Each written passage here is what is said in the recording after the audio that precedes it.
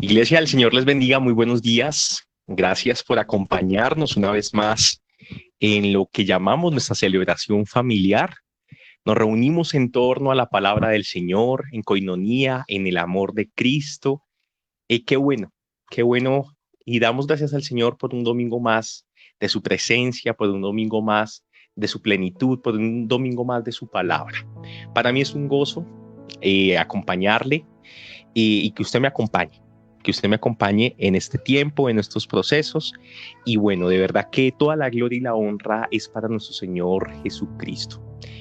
De pronto no han sido días fáciles, no han sido días comunes, de pronto han sido días de mucho aprendizaje también, pero algo podemos rescatar sea cual sea la situación, ¿cierto?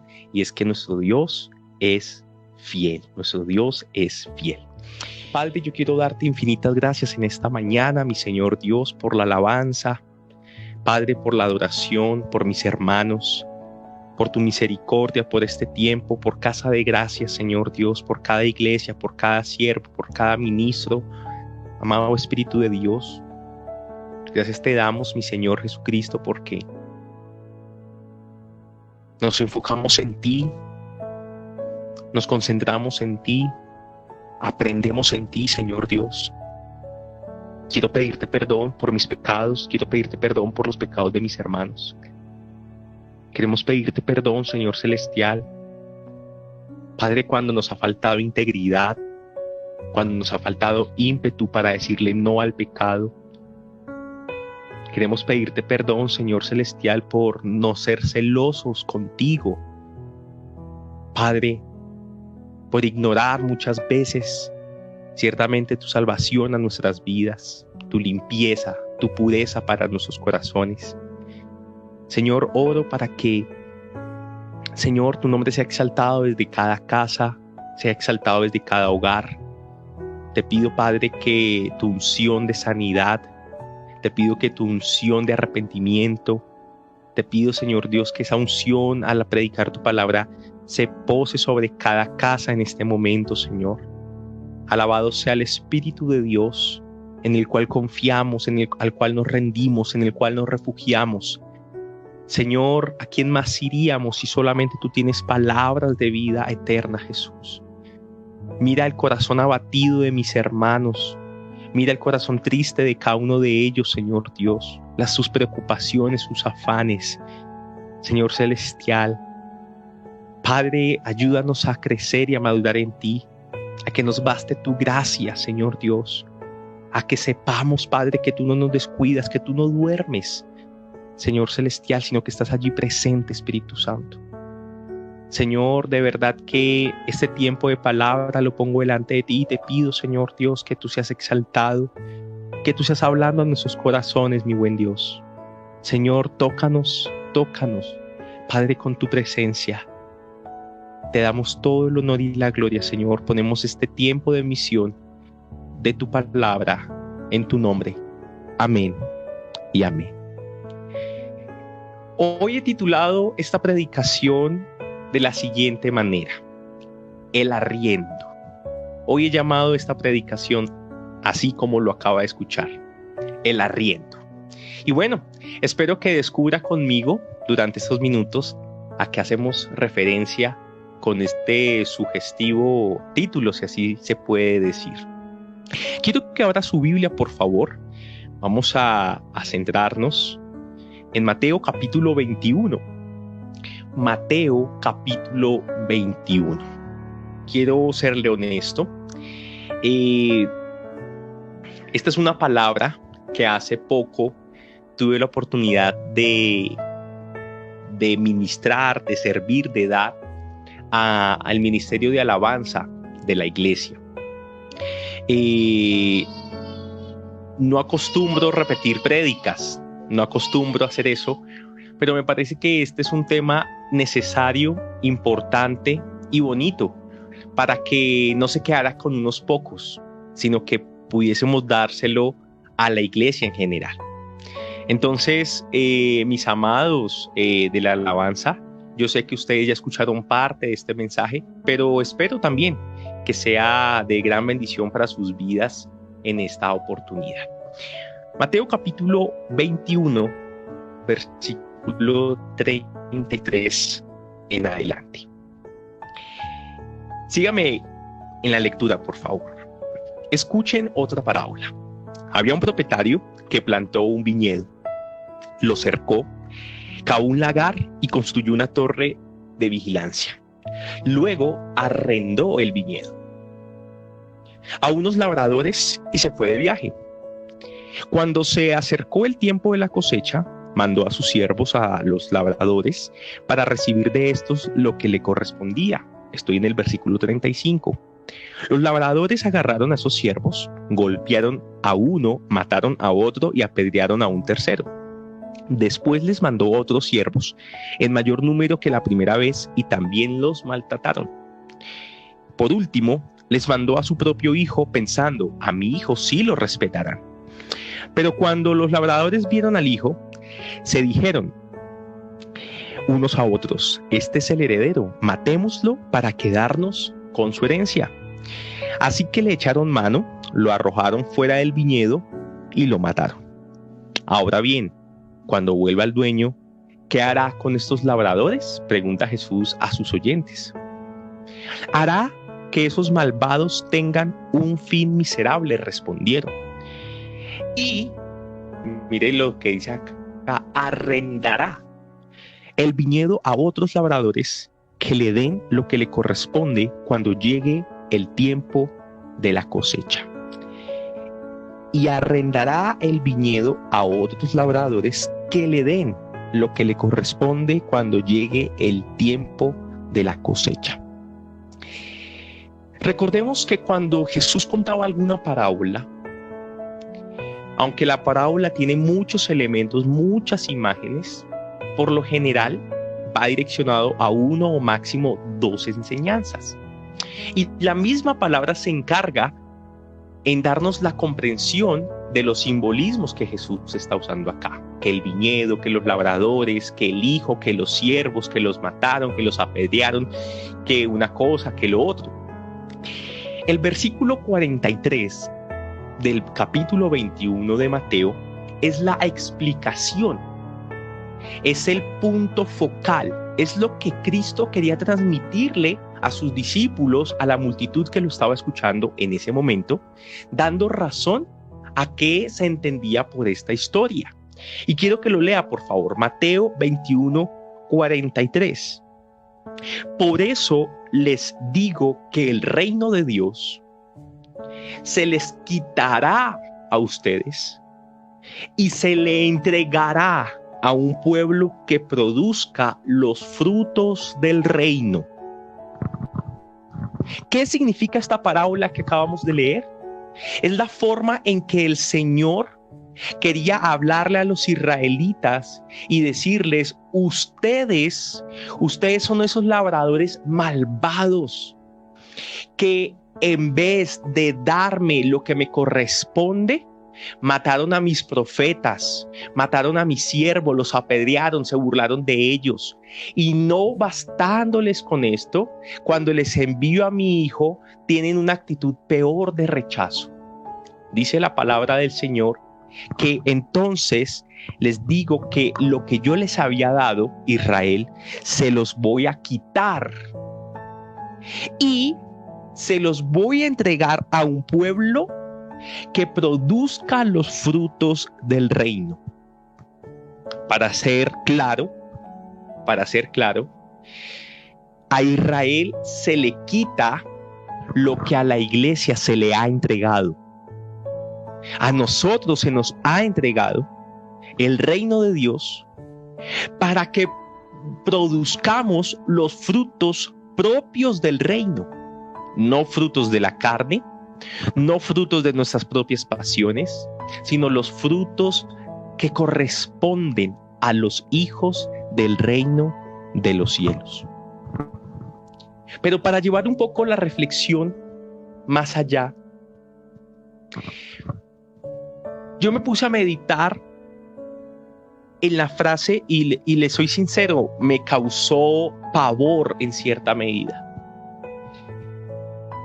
Se les quitará a ustedes. Quiero concentrarme unos minutos en esta expresión, se les quitará a ustedes. Y aunque vemos a Dios, un Dios de provisión, aunque vemos en Dios un Dios de bendición, aunque vemos un Dios un Dios que nos solventa cuando hace falta, que multiplica cuando hay poco, no podemos obviar algo, iglesia, y es que el Señor también es un Señor que quita. El Señor es un Señor que quita, y quiero que eso lo tenga presente en esta mañana junto conmigo. Recuerdo las palabras del justo Job, cuando le vino las pérdidas económicas, la muerte de sus hijos y lo que conocemos de su historia, que parte de su reflexión fue la siguiente, se los voy a leer. Desnudo salí del vientre de mi madre y desnudo volveré allá. Y él declara una gran verdad. Jehová dio, pero Jehová ¿qué? Quitó, porque Dios quita también. Sea el nombre de Jehová bendito. Y Job, en medio de su desdicha, y Job en medio de su prueba, del ataque de Satanás, él dice, el Señor es el que da, pero el Señor también es el que quita. Saúl, el primer rey de Israel, se le entregó a él y a su familia y a su descendencia el ser los reyes de la tierra del Señor. Pero en una oportunidad, el Señor le mandó a Saúl a arremeter contra Amalek, un pueblo que siempre fue contrario al pueblo de Dios y mucho más en el peregrinaje en el desierto. Entonces Dios le dijo, ve, lucha contra Amalek y no le dejes con vida ni a sus rebaños, ni a sus reyes, ni a su gente. Saúl arremete contra Amalek, Dios le da la victoria, pero Saúl se queda con el mejor rebaño vacuno, con el mejor rebaño de ovejas, y también le perdona la vida a Agag, que es el rey de los amalecitas. Cuando viene el profeta Samuel y Dios le dice, ve a donde Saúl y dile estas palabras porque no me ha sido obediente. Entonces llega Saúl al territorio de guerra y empieza a escuchar los mugidos de las vacas, empieza a escuchar los sonidos de las ovejas, y él empieza a preguntar, ¿qué es lo que escuchan mis oídos? ¿Acaso no se te mandó que acabaras con absolutamente todo?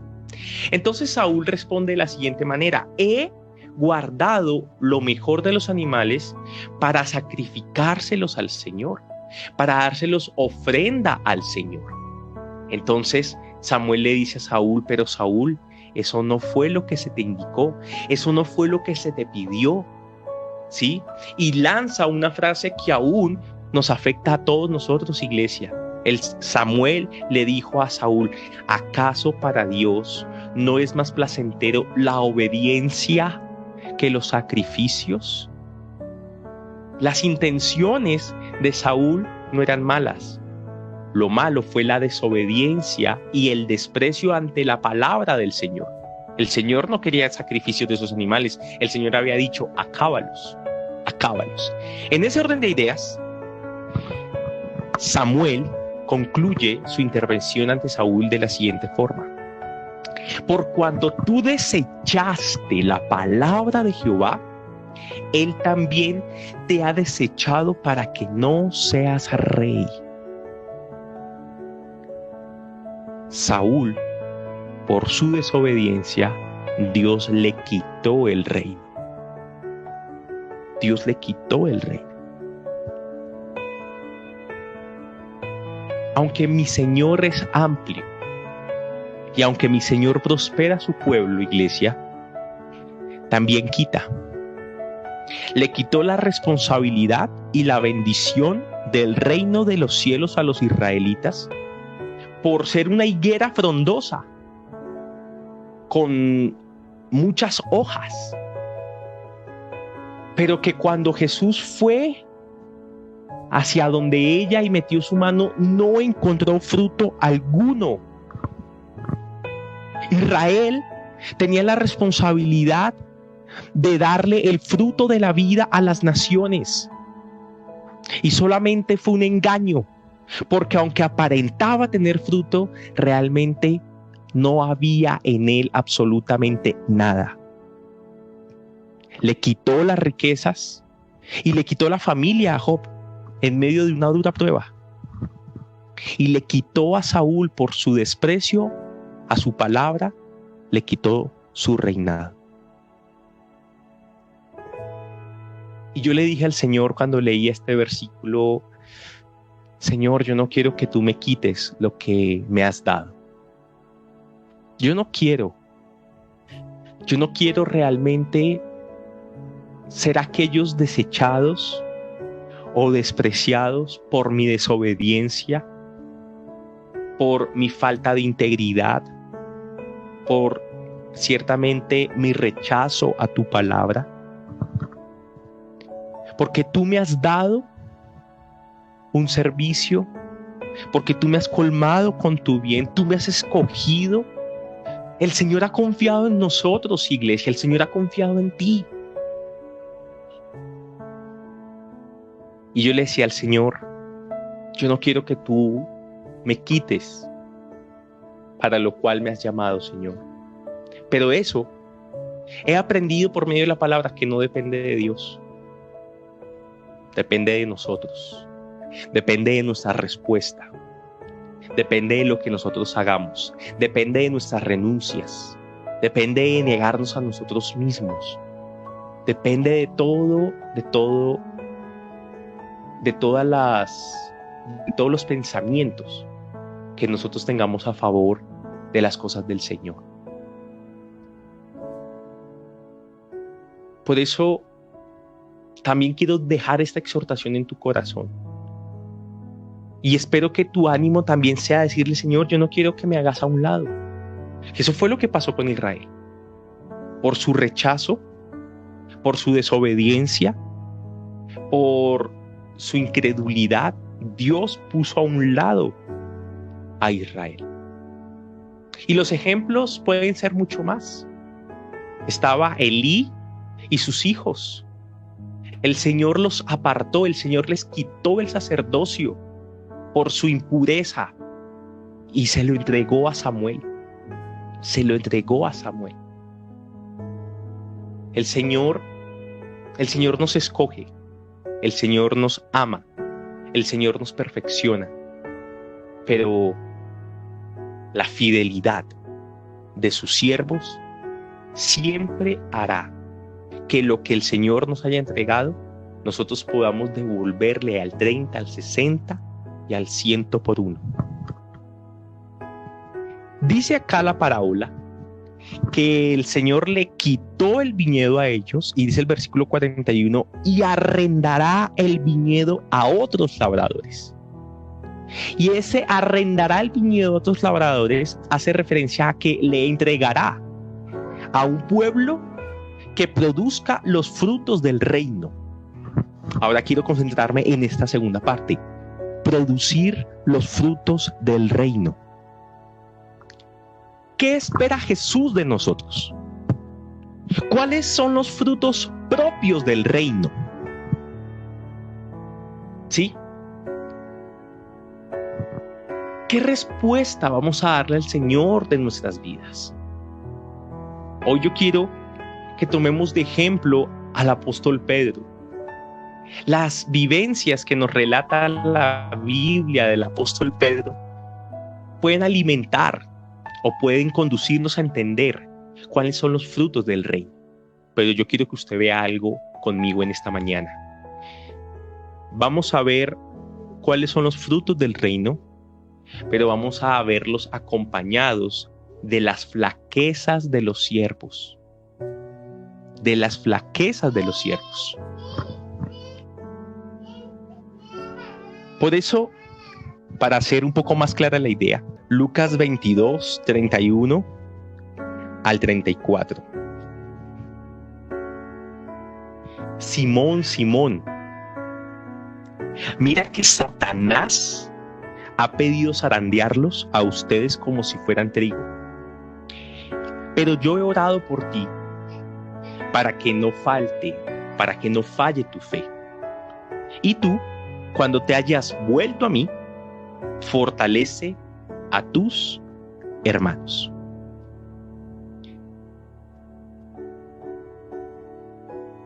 He aprendido, mi amado, que parte del fruto o de los frutos propios del reino de Dios está en que el creyente, está en que el cristiano, ante las maquinaciones de Satanás y sus objetivos de desestabilizarnos, de mostrar nuestra debilidad, de hacernos padecer que no vamos a poder, en el lugar donde tropezamos, en el lugar donde fallamos, el Señor nos habla en esta mañana que un fruto del reino de los cielos es que el creyente, cuando es afectado por las obras de Satanás, cuando falla, cuando tropieza, cuando es débil en algún momento, Jesús busca de nosotros que no nos falte la fe. Y no nos falte la fe, ¿para qué? No nos falte la fe, como dice acá en el versículo 32, que no te falte tu fe para que te vuelvas a mí, y para que luego fortalezcas a tus hermanos. Yo he entendido y he vivido en muchas oportunidades que mis caídas ciertamente me hacen más fuerte. ¿Por qué? Porque me dan un aprendizaje, porque me enseñan algo nuevo, porque me permite ser compasivo con otra persona que pueda estar pasando por lo mismo, o que haya pasado por lo mismo, o que vaya a pasar por lo mismo. ¿Qué es lo que está diciendo el Señor? Y quiero ser claro en este aspecto. Mi amado, como cristianos y como creyentes que el Señor nos ha entregado su reino, debemos entender, como lo veíamos hace 8 días, que los tropiezos en el camino es imposible que no estén. Siempre van a estar allí. Siempre. Pero el Señor lo que quiere de nosotros es que tengamos la fe y la confianza que cuando caigamos, que cuando pequemos, que cuando hagamos algo que no corresponde, tengamos la fe de voltear nuestra mirada a Dios y mirar ciertamente su compasión y su perdón para con cada uno de nosotros, y podamos ser restaurados y podamos ser levantados y podamos crecer, porque el Señor no nos quiere ver derrotados. El Señor no vino a morir en la cruz para dejarnos a nosotros muertos en esta vida. No, el Señor vino a darnos vida por medio de su muerte. Y su cruz es poderosa para rescatarnos y para levantarnos y para darnos segundas, terceras y cuartas oportunidades. El apóstol Pedro falló, negó a Jesucristo. Pero ¿qué buscaba Jesús en Pedro? Jesús ya sabía que Pedro iba a fallar, pero le dijo: Pedro, necesito que tu fe no falte, porque esa fe te hará volver a mí y hará que haya una restauración, y volverás con mayor fuerza y volverás con mayor experiencia, para que puedas fortalecer a los que por el momento no han tropezado con esa piedra. El primer fruto, y así lo he denominado, es el fruto de arrepentimiento. Jesucristo anhela y espera de su iglesia una iglesia con un corazón arrepentido, con un corazón que le duela su pecado, con un corazón que ciertamente no pueda compartir en algún momento de su vida con los placeres o con la vanidad de este mundo. Que cuando le fallemos a Dios, que tengamos frutos de fe, que nos lleven a tener frutos de arrepentimiento. Eso es lo que busca el Señor en esta mañana. Porque parte de lo que pasó con Israel es que eran duros de corazón. Ellos pensaban que estaban haciendo todo correctamente, pero les faltaba misericordia y les faltaba verdadero arrepentimiento. ¿Recuerdan la historia que Jesús nos contó del publicano y del fariseo? El fariseo oraba en el templo a grito entero en la sinagoga: Señor, gracias porque soy tal cosa, gracias por lo otro y gracias porque no soy como él, un pecador como él. En cambio, el publicano, contrito y humillado delante del Señor, le decía: Señor, perdona mis pecados. Y él le hizo una pregunta al auditorio: ¿quién de los dos salió perdonado de la sinagoga? Y todos supieron que el que se había arrepentido de corazón, el publicano en este momento. Mi amado, el perdón es el arma que el Señor nos ha dejado a cada uno de nosotros como iglesia para no permitir que Satanás gane terreno en medio de nosotros, en medio de nuestras vidas. El Señor quiere decirte en esta mañana que Él tiene un corazón listo y preparado para perdonarte. Pero vuélvete a Él, vuélvete a Él. No te quedes tropezando, no te quedes en la caída. Levántate para que puedas fortalecer a los otros y juntos podamos demostrarle a todos que sí se puede estar con Cristo Jesús, que Él es la fuerza que nos levanta y que por medio de la fe vencemos al mundo. ¿Cuántos dicen amén? Por medio de la fe vencemos al mundo. Mire, eso no lo dije yo, eso lo dijo el apóstol Juan. Primera de Juan 5:4. Porque todo el que ha nacido de Dios vence al mundo. Esta es la victoria que vence al mundo. 2 puntos. Nuestra fe. Nuestra fe.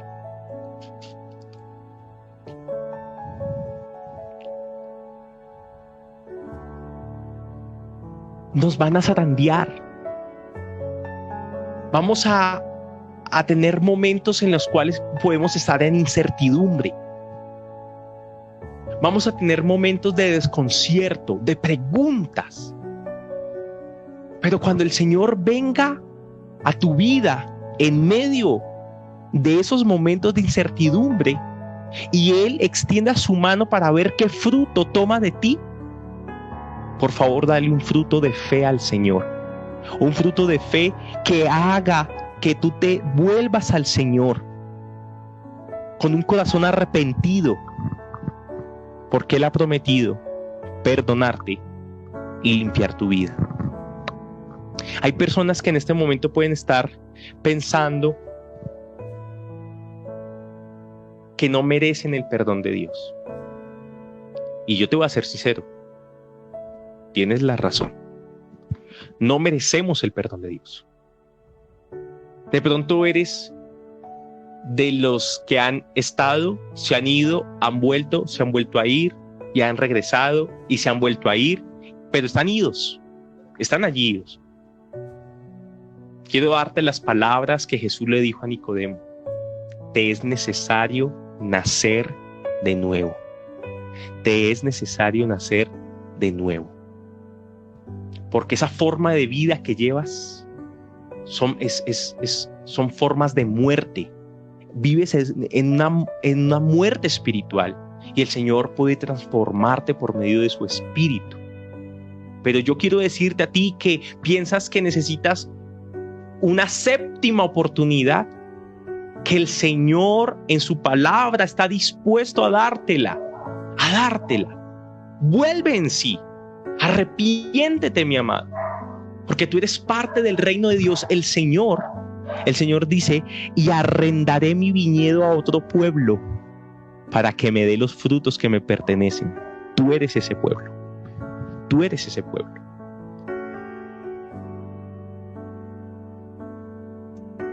El Señor nos ama. El Señor nos reprende. El Señor nos instruye, nos disciplina porque nos ama como hijos.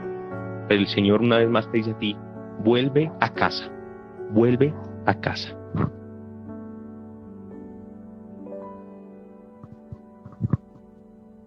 Pedro se quedó allí en la caída. Pedro se quedó negando a Jesús. La palabra de Dios nos enseña que Jesús confrontó a Pedro. Lo confrontó. ¿Pero para qué lo confrontó? Para poderle dar a entender ciertamente que él ya lo había perdonado. Lo confrontó, lo restauró y lo fortaleció. Y ahora Pedro tenía que hacer lo mismo con sus hermanos. Y no puedo dejar de obviar que el reino de Dios vino a encontrar a los perdidos. El reino de Dios vino a sanar a los enfermos. El reino de Dios vino a liberar a los cautivos. Y el reino de Dios vino a darle siempre una nueva oportunidad a los que se arrepienten. A los que se arrepienten. El Señor me muestra o me hace sentir en este momento que hay una persona que está cansada de su vida. Cansada de su vida. De ese vaivén. Que quiere cambiar, pero no siente las fuerzas para poderlo hacer. Cree realmente que si lo vuelve a intentar va a volver a fallar. No es con fuerza ni con ejército, sino que es con el Espíritu Santo. Padre, yo te pido que tú fortalezcas el pensamiento de aquella persona o de aquellas personas, Señor. Espíritu Santo, que están luchando entre una amistad contigo y una amistad con el mundo. Señor, muéstrales el gozo y la virtud de renunciar a todo lo que trae muerte y de aceptarte a ti en plenitud. Ayúdales en sus debilidades y fortaléceles en esta mañana, Jesús. Tu palabra es poderosa en el nombre de Jesús. Amén y amén. El segundo punto que quiero hablar con ustedes en esta mañana lo he titulado o le he puesto el nombre como fruto de aceptación. Parte del fruto del reino del Señor es un fruto de aceptación. Quiero que recuerde conmigo que la desobediencia, que las apariencias y el rechazo fueron las causas más claras del por qué Dios decide quitarle a Israel su responsabilidad y privilegio de bendecir a las naciones con el mensaje de la salvación. Tres cosas: desobediencia, apariencia y rechazo. Por eso, lo opuesto de todo eso es aceptar a Jesús. Los israelitas lo rechazaron, lo calumniaron y lo mataron porque no creyeron en él. Por eso, ahora este nuevo pueblo al cual el Señor le arrendó su viñedo debe aceptar a Jesús. Aceptar a Jesús. Y tomando nuevamente el ejemplo de Pedro, en Mateo 16:13, Jesús les hace una pregunta a los discípulos. Cuando llegó a la región de Cesarea de Filipo, Jesús preguntó a sus discípulos: ¿quién dice la gente que es el Hijo del Hombre? Y le respondieron: unos dicen que es Juan el Bautista, otros Elías, y otros que Jeremías o uno de los profetas. ¿Y ustedes quién dicen que soy yo? Tú eres el Cristo, el Hijo del Dios viviente, afirmó Simón Pedro. Tú eres el Cristo, el Hijo del Dios viviente. Mientras que los religiosos de la época de Jesús lo trataban como alborotador, fueron capaces de decirle que él era Belcebú, el dios, el príncipe de las moscas, en pocas palabras, Satanás, ¿sí? Y trataban de arrestarlo y de matarlo también. Había otras personas que tenían una concepción diferente de él, en este caso, como el apóstol Pedro. Tú eres el Cristo, el Hijo del Dios viviente. Y yo he aprendido, iglesia, y es lo que quiero transmitirte también en esta mañana, es que nuestra vida es una constante aceptación. Escúcheme muy bien, nuestra vida es una constante aceptación de quién es Dios en medio de cada momento. Las circunstancias nos llevan a tener una mirada diferente de nuestro Salvador, y esto hace que nuestra situación también cambie. Las circunstancias nos llevan a tener una mirada diferente de nuestro Salvador, y esto hace que las circunstancias cambien. ¿A qué me refiero? Cuando el incrédulo mira a Cristo, pero lo mira como el Salvador, su situación cambia. Pasa de ser condenado a ser salvo. El necesitado, cuando mira a Cristo, su situación cambia. Su situación de lamento a contentamiento. Cuando el enfermo mira a Cristo como su sanador, pasa de estar débil a ser fortalecido en la gracia de Dios. Porque según como nosotros aceptemos a Cristo en nuestra situación, la situación va a tomar un rumbo diferente. Por eso quiero exhortarte y preguntarte cómo estás mirando a Cristo en medio de tu crisis. ¿Cómo estás mirando a Cristo en medio de tu necesidad? ¿Cómo estás mirando a Cristo en medio de tus problemas? ¿Cómo o qué está confesando tu corazón? ¿Qué está confesando tu corazón? Recuerdo lo que dice el Salmo, que la meditación de tu corazón sea agradable. Que la meditación de mi corazón sea agradable a ti, Señor. La meditación de tu corazón en medio de las circunstancias es agradable delante del Señor. Recuerda que a Israel le fue quitado el reino por el rechazo que tuvo del reino. Pero ahora nosotros debemos aceptarlo. Y aceptar el reino de los cielos es confesar a Jesucristo como su Salvador, como nuestro Salvador. Y aceptar el reino también significa renunciar al mundo.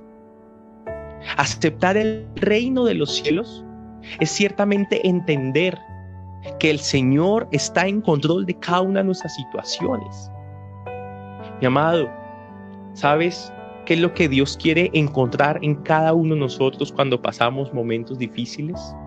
Así como vimos en el primer punto que el Señor quiere encontrar esa fe que hace que nos volvamos a Él, el Señor quiere encontrar en esta oportunidad esa fe, pero no que nos volvamos a Él, sino que nos sujetemos de Él, que podamos asirnos de Él, que podamos estar ciertamente aferrados a Él, entendiendo que Él está interviniendo en nuestras circunstancias.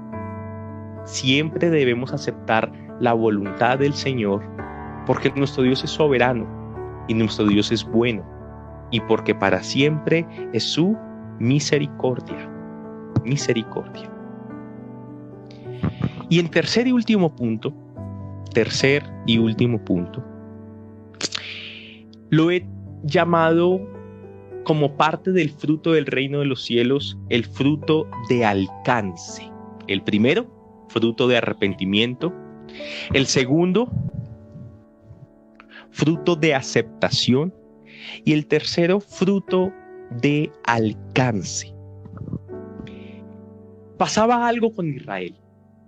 La religiosidad la mala interpretación de la ley y el peso que tras del hecho le pusieron a la ley, la falta de misericordia y el desprecio, porque Israel tristemente nos muestra la palabra que ha sido un pueblo que desprecia a muchas naciones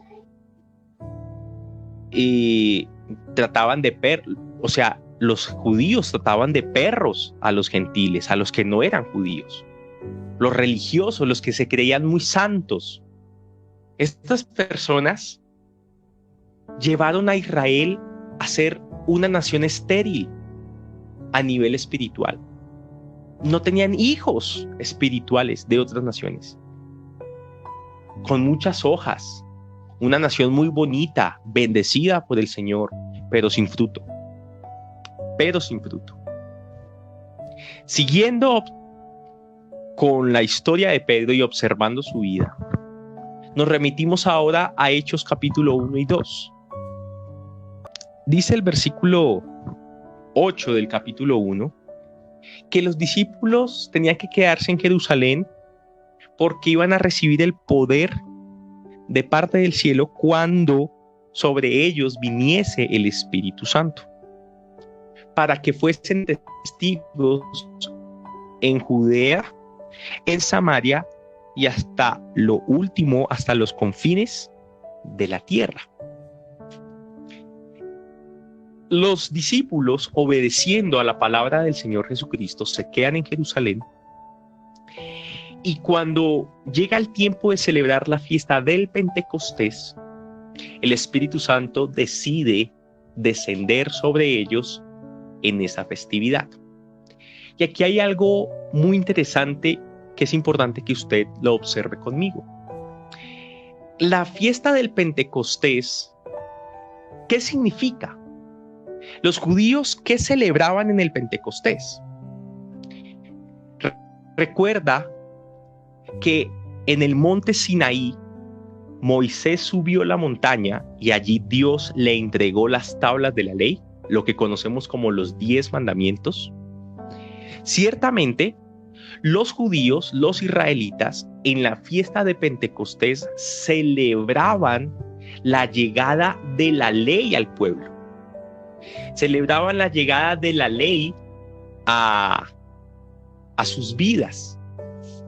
Pero la ley, como lo declara la palabra del Señor, la ley tiene un objetivo y es guiarnos ciertamente en nuestra travesía, en nuestra vida, pero la ley también nos demostraba que estábamos muertos espiritualmente, porque si uno incumplía una sola parte de la ley, había incumplido toda la ley. Y la ley lo que estaba causando era muerte en medio de los israelitas. En esta fecha, cuando los israelitas celebraban la llegada de la ley, fue cuando el Espíritu Santo decidió venir sobre Pedro y sobre los discípulos. La letra que mataba estaba siendo reemplazada por el Espíritu que da vida. Y cuando hablamos del fruto del alcance,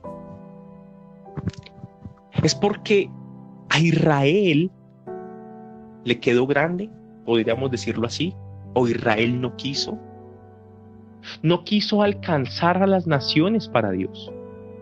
No quiso. Le faltaba misericordia en su corazón. Le faltaba entendimiento de la verdad.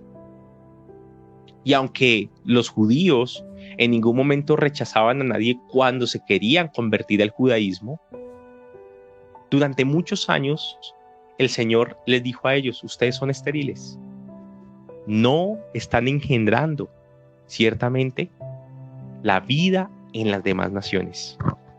Pero cuando viene el Espíritu de Dios sobre Pedro, ese sello de parte de Dios, el cumplimiento de la promesa, viene la unción, viene la fuerza, viene la presencia del Señor.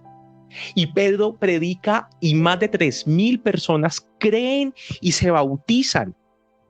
Pedro hizo milagros, tanto que con su sombra sanaba a los enfermos y extendió Pedro y los demás discípulos, por la obra del Espíritu Santo, el reino de Dios a miles de corazones que fueron transformados. El Señor dice: y daré mi espíritu para que me sean testigos en Judea, en Samaria y hasta lo último de la tierra.